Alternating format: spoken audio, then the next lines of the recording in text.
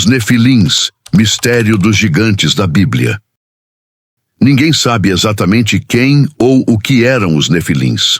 No entanto, as Escrituras nos dão pistas intrigantes sobre esses seres misteriosos mencionados em Gênesis capítulo 6, versículo de 1 ao 4. Ali, lemos que os filhos de Deus se uniram às filhas dos homens, e dessa união nasceram os Nefilins, descritos como homens poderosos e de renome. Mas afinal, quem eram eles? Seriam realmente gigantes? Seriam híbridos entre humanos e anjos caídos? Ou apenas uma metáfora para homens corrompidos e violentos? Ao longo da história, estudiosos judeus e cristãos têm debatido intensamente esse mistério. E neste vídeo, vamos explorar as 4 principais teorias sobre os Nefilins, além de investigar se eles realmente existiram, qual era sua altura, como surgiram novamente após o dilúvio e se gigantes famosos da Bíblia, como Golias, poderiam ser descendentes deles. Prepare-se para uma jornada profunda pela Bíblia, pela história e até mesmo por textos antigos que ficaram fora do cânon sagrado. Peço que se inscreva em nosso canal, curta e compartilhe nosso conteúdo. Vamos ao vídeo. O texto de Gênesis 6 aparece justamente antes da narrativa do dilúvio. A Bíblia diz que a maldade do homem se multiplicou sobre a terra e que os pensamentos do coração humano eram maus continuamente. É neste cenário sombrio que surge a descrição dos Nefilins. A palavra em hebraico, Nefilim, tem relação com o verbo nafal, que significa cair. Por isso, muitos entendem que os Nefilins eram literalmente os caídos. Mas caídos em que sentido? Caídos do céu, como anjos rebeldes, ou simplesmente homens caídos na fé e na moral? Essa é a grande questão que abre espaço para as diferentes teorias. Teoria 1. Nefilins como descendentes de anjos caídos e mulheres humanas. A primeira, e talvez a mais popular hoje, afirma que os Nefilins eram filhos de anjos caídos que se uniram com mulheres humanas. Segundo essa visão, os filhos de Deus em Gênesis 6 não eram homens, mas seres celestiais que abandonaram sua posição original. Versículos como Jó, capítulo 1, versículo 6, e Jó, capítulo 38, versículo 7, usam a expressão filhos de Deus, claramente em referência a anjos. Além disso, no livro de Judas, capítulo 1, versículos 6 e 7, fala de anjos que deixaram sua habitação e se corromperam com carne estranha, sendo aprisionados por isso. Essa teoria sugere que os anjos caídos assumiram forma humana, tiveram relações com mulheres e geraram descendentes híbridos, parte humanos, partes sobrenaturais. Esses seriam os Nefilins, gigantes de força descomunal e imensa maldade. Apoio extrabíblico vem também do livro de Enoque, que detalha como anjos, chamados de vigilantes, se casaram com mulheres humanas e geraram gigantes que devoravam tudo o que encontravam. Entretanto, muitos rejeitam essa ideia, afirmando que os anjos são seres espirituais e não possuem DNA para gerar filhos com humanos. Por outro lado, os defensores lembram que em Gênesis 19, 2 anjos apareceram em Sodoma, em forma humana, e foram capazes até de comer com os homens. Assim, para eles, nada impediria que pudessem também se reproduzir. Teoria 2. A visão setita. A segunda teoria é conhecida como visão setita. Aqui, os filhos de Deus não são anjos, mas sim os descendentes de Sete, o filho de Adão que substituiu Abel após sua morte. Sete representa a linhagem justa e piedosa, que permaneceu fiel a Deus. Segundo essa interpretação, em algum momento, os descendentes de Sete se misturaram com as mulheres da linhagem de Caim, que era marcada pela rebeldia. Dessa união, nasceu uma geração corrompida, que passou a ser chamada de Nefilins, homens poderosos e violentos, mas espiritualmente caídos.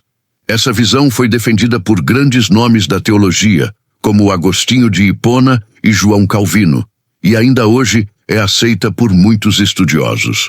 O ponto central dessa teoria é mostrar que a corrupção humana, e não um cruzamento entre seres espirituais e humanos, foi a causa da decadência que levou ao dilúvio. Teoria 3. Homens possuídos por anjos caídos. A terceira teoria apresenta uma variação da primeira. Em vez de anjos caídos gerarem filhos diretamente com mulheres, eles teriam possuído homens, que ao se relacionarem com mulheres humanas, deram origem aos nefilins. Essa ideia busca conciliar a realidade da possessão demoníaca, que é possível biblicamente, com o relato de Gênesis 6. No entanto, essa visão é contestada, já que não há evidências claras nas Escrituras de que os filhos de Deus pudessem ser possuídos por demônios. Teoria 4. Nefilins como descendentes de homens caídos. A quarta e última teoria é a mais simples. Os filhos de Deus eram apenas homens comuns, mas piedosos, que se casaram com mulheres ímpias. Dessa união, nasceu uma geração de homens rebeldes, violentos e pecadores, que receberam o nome de nefilins por serem caídos diante de Deus.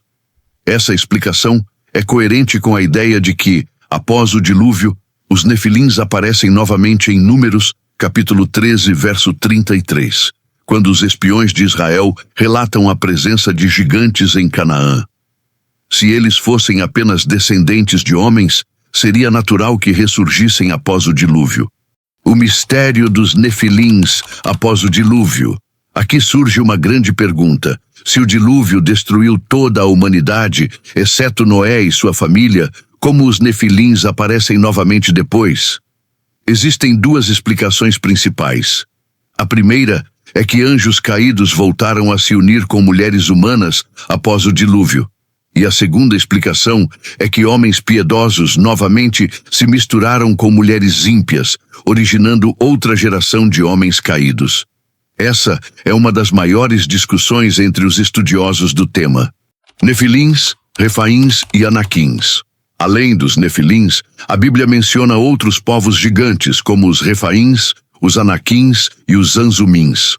Em Deuteronômio, capítulo 2, versos 20 ao 21, esses grupos são descritos como povos de grande estatura, que causavam medo às nações vizinhas. Muitos acreditam que eles eram descendentes diretos ou indiretos dos nefilins, preservando sua herança de força e imponência física. A altura dos nefilins. A Bíblia não fornece medidas exatas da altura dos nefilins, mas pistas sugerem que eram gigantes. Em Números capítulo 13, versículo 33, os espiões dizem que se sentiam como gafanhotos diante deles. Exemplos posteriores de gigantes incluem Golias, descrito em 1 Samuel, capítulo 17, versículo 4, com quase 3 metros de altura. E também Og, rei de Bazã, que possuía uma cama de aproximadamente 4 metros, descrito em Deuteronômio 3, verso 11. Já o livro de Enoque chega a falar de gigantes com até 9 metros, embora esse relato seja considerado lendário. Golias era um nefilim. Golias é um dos gigantes mais conhecidos da Bíblia, um guerreiro filisteu de quase 3 metros de altura, descrito como invencível até ser derrotado por Davi. Mas será que ele era um descendente direto dos nefilins? A Bíblia não faz essa conexão explícita, contudo Golias vinha de Gate, uma cidade dos Anaquins, que eram gigantes.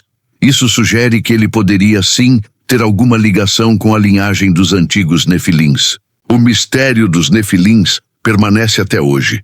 Foram eles realmente filhos de anjos e humanos? Ou apenas uma geração de homens que se afastou de Deus? Teriam sobrevivido ao dilúvio ou ressurgido através de novas uniões pecaminosas? O que sabemos é que sua menção na Bíblia serve como alerta. Uma geração corrompida pela maldade, pela violência e pela rebeldia contra Deus sempre atrai juízo divino. Mais do que compreender quem eram os nefilins, precisamos refletir sobre o que sua história nos ensina. Que a corrupção espiritual e a mistura com aquilo que não pertence a Deus sempre conduz à queda. Se você chegou até aqui, não esqueça de seguir nosso canal e curtir esse vídeo.